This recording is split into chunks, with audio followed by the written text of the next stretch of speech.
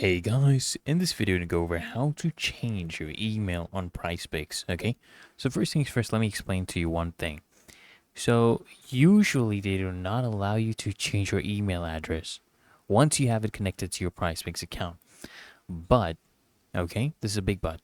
So they would make an exception for you only if you had used a work or school email and you no longer have access to that, right?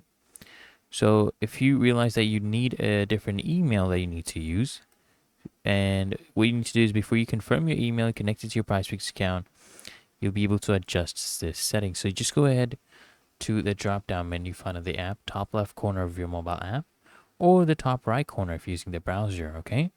And select the tab that says settings, okay? Then you will find this all the way down at the bottom of the menu. Go ahead, click on that, type the email address you want to use in the email field and hit save settings.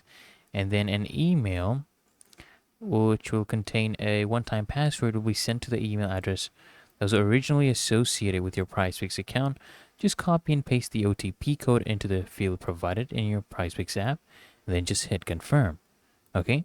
And anything that happens in the future with you and Prizepicks will be sent to the new email address.